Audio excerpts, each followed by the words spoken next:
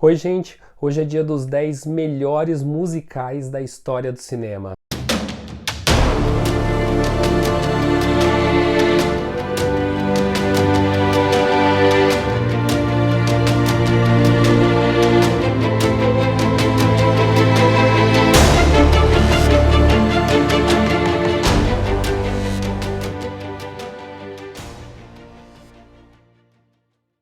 Bom, quem me conhece sabe que musical não é o meu gênero predileto. Então, por isso mesmo não foi difícil fazer essa lista, porque eu não tenho um envolvimento tão emocional. Alguns eu até tenho, mas eu soube analisar com uma certa frieza, envolvendo várias questões que não apenas aquela coisa do apelo do público, mas a questão da direção, da música, da produção, da direção de arte. Então é uma lista muito divertida para você rever ou ver pela primeira vez. Vamos pelo 10º lugar. Claro, quero convidar você, se gostou do episódio, compartilhar, se inscrever no canal. Isso é muito importante para a gente continuar trazendo material bem bacana para vocês aqui. Em 10º lugar está Grease, Nos Tempos da Brilhantina. O filme, que se passa no verão da década de 50, tem o John Travolta contracenando com a Olivia Newton-John, que vive um grande amor de praia, mas com o fim do verão, os jovens vão se apaixonando, vão se separando e cada um vai encontrando o seu destino. Grease está mais aqui pelo poder da trilha musical, porque eu honestamente acho que o roteiro não é dos mais sofisticados, também tampouco acho que as atuações são fabulosas, só que a música de Grease é tão poderosa, ela ficou tão marcada aqui na nossa mente e durante tantas gerações que ela merece estar pelo menos no 10º lugar. Em 9º lugar está um musical bem diferente, mas que você vai querer ver e rever. O Sabor da Melancia. Esse filme conta a história do Xiao Kang, ex-vendedor de relógios que trabalha como ator pornográfico e encontra novamente a jovem Shang-Chi. E ambos iniciam um romance. Mas enquanto a garota descobre o novo trabalho do rapaz, a cidade de Taipei, em Taiwan, enfrenta uma escassez de água, que leva as vendas de melancias a dispararem porque é a forma de matar a sede. O diretor do filme toma liberdades artísticas e poéticas com vários dos elementos do filme, com a água, com a própria melancia, com a questão até de se fazer um filme pornô. Tudo é muito engraçado no filme, é tudo muito erótico também. Em 8º lugar está Um Violinista no Telhado, vencedor de 3 Oscars, fotografia, som e trilha. Esse filme se passa na Rússia pré-revolucionária, onde um camponês judeu tenta fazer com que 3 de suas filhas se casem, enquanto um sentimento antissemita crescente ameaça sua aldeia. É uma adaptação do musical da Broadway e se passa na vila do gueto ucraniano de Anatevivka. Tem histórias maravilhosas do leiteiro constantemente desafiado pela pobreza, o casamento da filha mais velha com o açougueiro rico, a garota que se apaixona pelo pobre alfaiate. Um Violinista no Telhado, na verdade, é uma ode à vida. Foi um dos musicais mais deliciosos e felizes, mais gostosos de ver. Fora que é totalmente fora da curva, se passa na Rússia, lá antigo, fala de antissemitismo. É uma celebração à vida, eu acho que essa é a melhor expressão para esse musical. Em 7º lugar, claro, está um musical que justamente por encantar gerações ele precisa estar na lista, que é O Mágico de Oz. Um filme de 1939 que até hoje encanta várias e novas gerações. A história de um tornado que atinge o Kansas, a Dorothy, vivida pela Judy Garland, e o seu cachorro Totó são levados para a terra mágica de Oz. Nas estradas de tijolos amarelos em direção à cidade de Esmeraldas encontram o mágico, o espantalho, o homem de lata, o leão e tudo mais.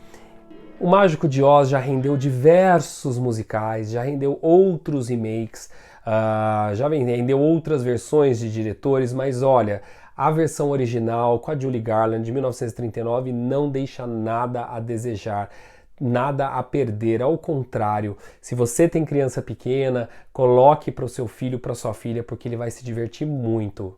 Em 6º lugar está Lagan, Era Uma Vez na Índia, que foi uma das poucas vezes em que um filme de Bollywood ganhou indicação ao Oscar, nesse caso o Oscar de melhor filme estrangeiro. Esse musical conta a história da aldeia indiana Champaner, assolada pela seca e pelo colonialismo britânico em 1893.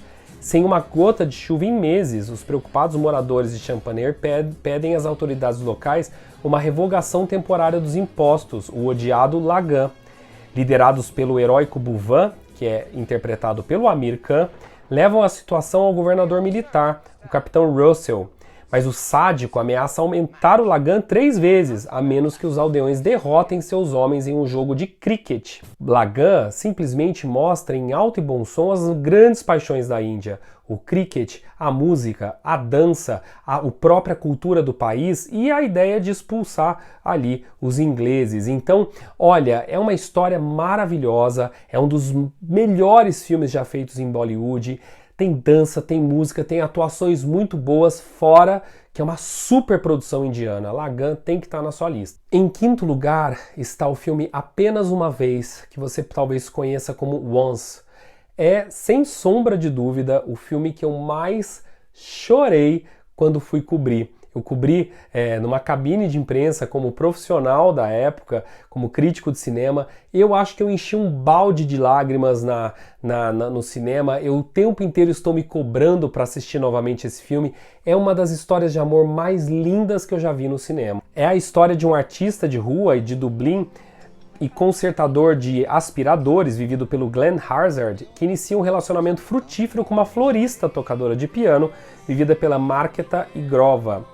Um dia, após admirar as canções do músico e perguntar se daria uma olhada em seu aspirador, a pianista descobre uma forte conexão com ele. Com suas sensibilidades musicais convergem rapidamente e a talentosa dupla começa a gravar um álbum juntos. Mas essa sinopse não diz quase nada da história, porque na verdade a beleza desse filme está no minimalismo da história de amor e no desfecho. O desfecho, não sei se o que me emocionou mais, o desfecho ou, claro, as músicas dessa dupla.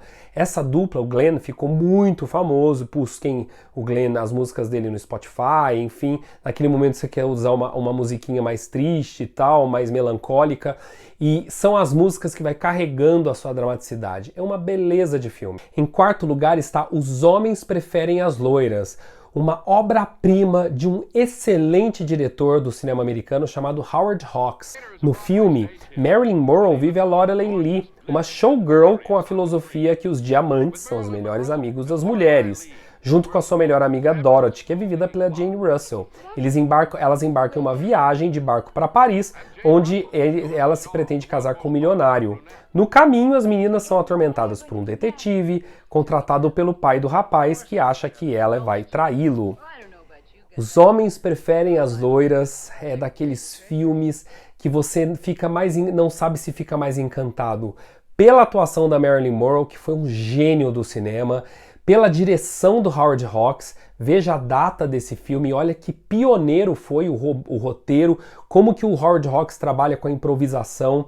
E também, ou se você fica encantado com a produção, é um dos poucos filmes de estúdio, né, não é feito em locação real e tal, que você, apesar de saber que ali é estúdio, é tudo tão bem feito, é tudo tão bem construído, é tão rico em termos de cores, que você vai se divertir do início ao fim. Em terceiro lugar está Dançando no Escuro, vencedor da Palma de Ouro de melhor atriz para Bjork. Esse filme, esse musical do Lars von Trier, inverte a própria lógica do que é musical. Ele conta a história da Selma, uma imigrante tcheca e mãe solteira que trabalha numa fábrica no interior dos Estados Unidos. A sua salvação é a paixão pela música, especial os clássicos de Hollywood, só que ela está perdendo a visão e seu filho Gene pode também ter herdado o mesmo problema genético. Dançando no Escuro tem o perfil típico do cinema do Lars von Trier, ácido, cortante, e vai subverter o gênero porque a música é uma válvula de escape para personagem. Então é o contrário, a música não é um momento em que nós nos sentimos felizes, mas angustiados junto com a personagem. Dançando no Escuro mora no meu coração. Colegas e alunos falam, nossa, mas você gosta de filmes pesados, depressivos?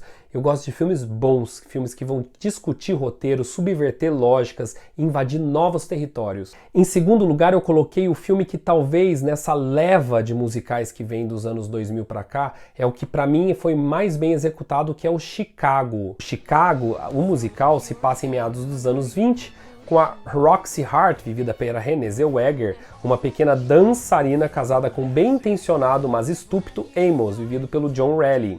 Se envolve com Fred Kesley, vivido pelo Dominic West, um amante que insiste em torná-lo uma estrela. No entanto, quando Roxy percebe as promessas de Fred, o mata a sangue frio. Roxy logo se encontra atrás das grades, ao lado de Velma Kelly, vivida pela Catherine Zeta-Jones, uma sensual estrela de vaudeville, e rapidamente percebe a má sorte pode trazer sua fama. Roxy e Velma passam então a competir para ver quem mais ganha notoriedade nas manchetes. Eu acho o roteiro fabuloso. Tem gente que, claro, coloca Moulin Rouge no lugar de Chicago. Também adoro Moulin Rouge, mas eu ainda acho que Moulin Rouge é incrível, ainda mais como ele vai brincando com as coisas do pop. Talvez esteja ali junto com Chicago, mas eu coloco Chicago porque eu acho as atuações realmente fabulosas. E eu acho que a música, ela bate mais forte no coração aqui. Ela é muito pulsante junto com as atuações. Gosto demais de Chicago em segundo lugar. E em primeiro lugar, tem que estar em primeiro lugar. Para mim esse filme não envelhece, para mim esse filme continua incrível, ousado, fascinante, que é o Cantando na Chuva. Esse filme que tem a direção do Stanley Donen e o próprio Gene Kelly dirigindo, não envelhece nunca. Ele vai contar a época da transição entre os filmes mudos para o cinema falado, e os problemas de adaptar era falada. O Don Lockwood, vivido pelo Gene Kelly, e a Lina Lamont, vivida pela Jan Hagen, são famosos atores do cinema mudo de Hollywood que são contratados para fazer um sucesso musical. No entanto, só o Don possui voz para música, e depois de muita prática, Lina ainda soa terrível e é salva por Kathy, vivida por Debbie Reynolds, uma brilhante jovem aspirante em atriz que é contratada para gravar a voz de Lina. Bom, Cantando na Chuva tem a famosa cena deliciosa do Singing in the Rain, né? É tudo tão bem produzido, som, luz, fotografia, e sem falar que os atores realmente cantam, realmente dançam. Você fica fascinado, fala, isso é realmente um grande talento. E vamos lembrar, numa época em que recursos, efeitos especiais, recursos de edição não eram todos tão muito sofisticados, não. Cantando na Chuva, aposte comigo, você pode ficar anos sem ver. Quando você revê, você fica inebriado pelo talento único dessa obra do cinema. Gostaram? Então bora dançar e cantar, e até a próxima!